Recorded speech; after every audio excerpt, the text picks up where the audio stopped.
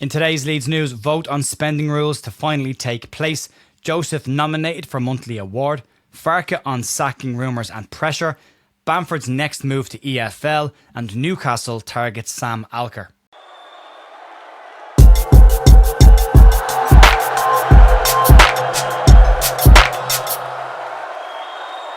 Morning folks, welcome back to the Leeds View. Friday the 24th of October with your Leeds United news. Massive game for Leeds United tonight as we head into the game against West Ham United. Only 3 games left before the international break, and Daniel Farke will want to try and get 3 points on the board at home and just ease a little bit of the pressure around him at the moment. We'll talk about his take on that as we go through the news today as well. Also some news from YouTube about what's going on with the channel. Good news, we're not going anywhere, we're sticking around. What they have said is that likes, hypes and commenting on videos and engaging with videos is massively important to making sure that the videos continue to move in a positive direction. So if you could do that today, that would be massively important and massively helpful for us, and that's all we need from you. Nothing else, no memberships, no money, nothing like that. Literally just a simple case of sticking a like on the video and commenting on how you think Leeds United will get on tonight. That would be brilliant. Outside of that, let's crack on and get stuck into the news. And we'll start off with the vote finally taking place on the spending rules in the Premier League. According to ESPN, a vote on the new spending rules is set to finally take place in November, and that's despite the Premier League clubs not wanting to discuss this topic when they last met last month.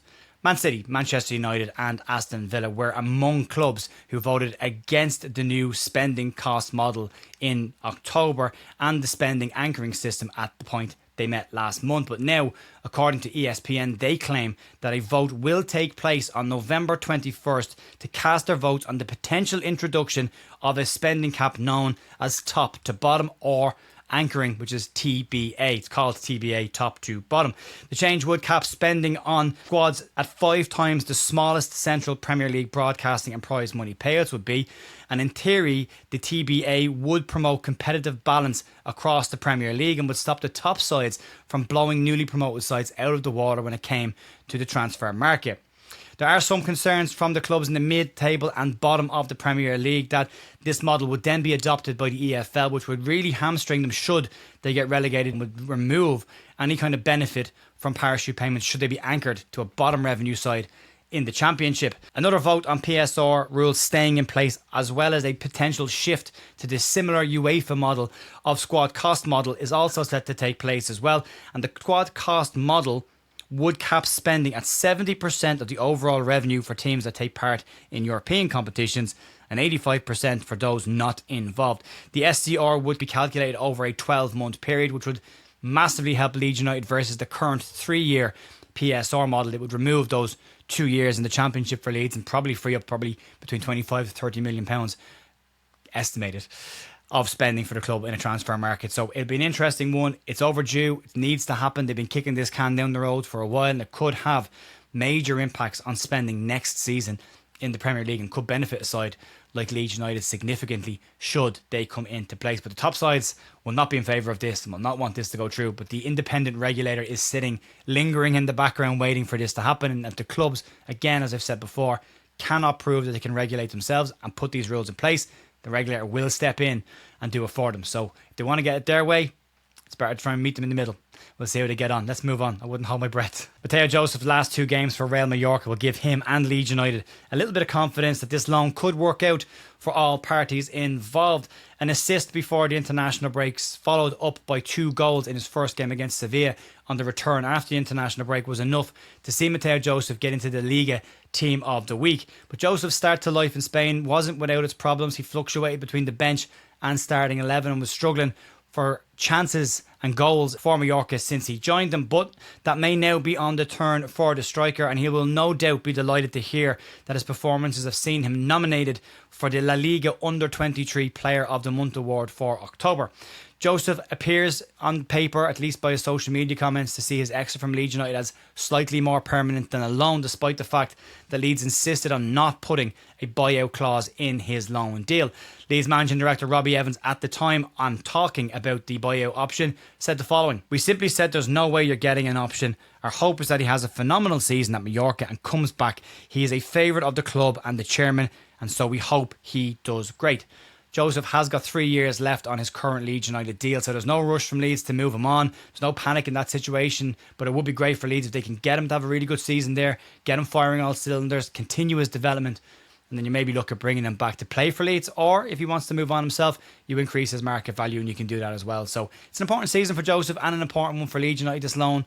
Not all the loans of Leeds players this year are going really well. Joe Gallagher's probably the obvious exception, but if Matteo Joseph can continue this form, then maybe you can add him to the pile of loanees doing well so far this season. It will help Leeds come the summer. But let's move on. Let's talk about Daniel Farke and rumours around his sacking and his thoughts on the topic. The Yorkshire Evening Post, Graham Smith, has a piece today covering Daniel Farke's current position as Leeds United manager and his take on the pressure surrounding his job.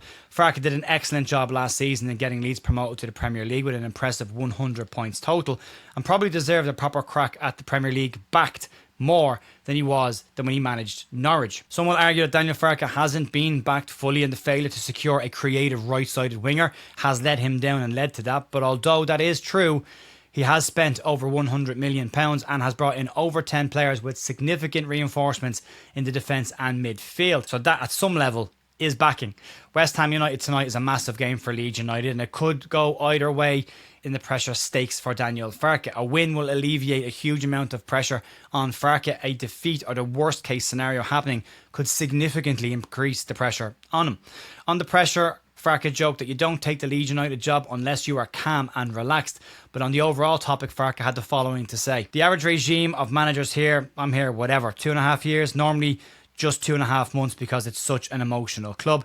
If you can't handle the heat, then don't enter the kitchen. I'm totally relaxed and totally confident because I know what we are doing. On a Premier League level, there will always be pressure for an emotional club like Leeds United, even more. Farke also commented on the fact that the sacking rumours come up every single time he draws a game. Not even when he loses, but even when he draws.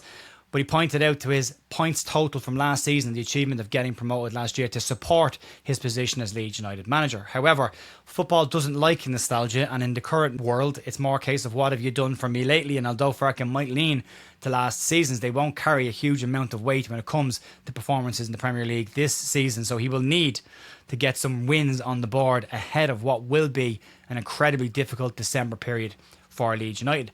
Farke says that he is confident though on what he is doing and believes that this side and these players belong in the Premier League, and he finished off by saying the following. I've developed in this role from other clubs where you have to handle this kind of pressure on every single game. For me, it's business as normal. Each and every day you have pressure here for Leeds United. I'm totally calm, I'm totally relaxed, and I'm focused on what we have to do. I know my boys are doing many things in really good ways. He believes in himself, and so he should. Every good manager should back themselves, but as we say, results will be the ultimate decider in this. It's better for Leeds United if he can get a couple of wins and stay on as Leeds United manager. Stability in the Premier League is really, really important. But if it doesn't go his way over the next 3 games, there could be increasing pressure coming into the November break, although the owners aren't as trigger happy as other owners in the Premier League. But it will be interesting. It will be a tough game tonight. We will be over on bigup.com tonight if you want to come and do the watch along with us. It's free to join. There's no ads. You just add the account, come in and watch us, and we'll have a bit of commentary, bit of crack.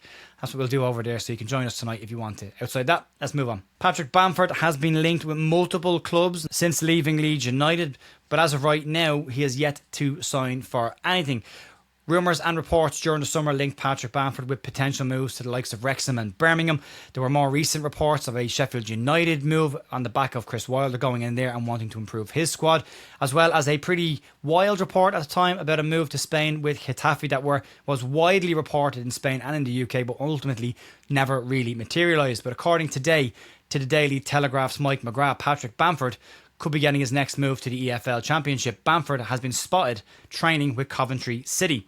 Coventry currently sit top of the EPL Championship, 5 points ahead of the third place playoff spot. And Frank Lampard's side have scored an impressive 31 goals in 11 games so far this season and have only conceded 8. Training at a club obviously doesn't mean they're actually going to sign for that club, but it could be an indication that Coventry are having a much closer look at Bamford and, more importantly, his fitness. And if it all works out for him, Frank Lampard adding somebody with Patrick Bamford's pedigree in the Championship, as well as his experience in getting promoted from the league, could be a huge benefit for Coventry's hope of getting to the Premier League, and it would give Patrick Bamford another crack at promotion, as well as another shot at Premier League football, potentially, if all goes well for him. We wish Patrick Bamford nothing but the best in this and hope it works out for him and he gets back playing football on a regular basis.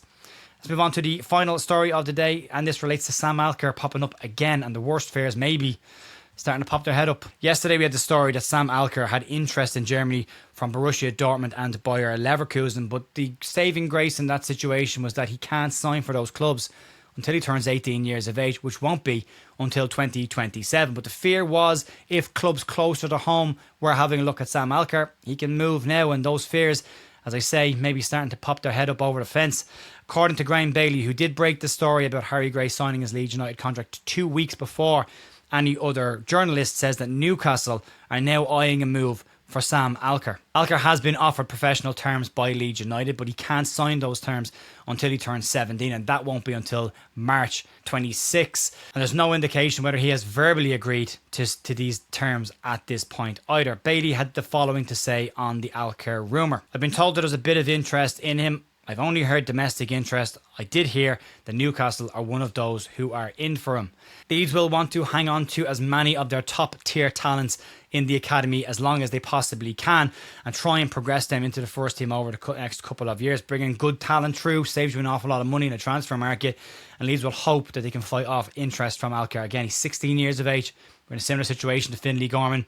Hopefully Leeds can manage to at least push them away for now, and fingers crossed Alker will sign some form of a deal when he turns 17 in March. It would be very good for Leeds to hang on to these kind of players and bring them through. We've seen Max McFadden, Finlay Gorman and Oliver Boast all move on from the club in the last couple of years, so Leeds will want to start hanging on to these players and show them there is a pathway through to Premier League football at this club, similar to what Harry Gray has done. So we'll keep an eye on Sam Alker's situation. It was what we said yesterday. We just don't want to hear of any local reports linking him. It's taken 24 hours and there's already a local report linking somebody to him. So yeah, we'll keep an eye on that. And again, just a reminder, we're back over on bigup.com tonight for the match, half an hour before kickoff. You can check us out over there if you want to. And also, if you can stick a like and a comment on this video as well, that would be super helpful. Outside of that, you can check out last night's Stats Pack match preview, which is available in the live tab on the channel. And I will be back tonight on Big Up and on tomorrow morning for some form of review. I'll talk to you then. Enjoy the rest of your day. See you soon. Bye.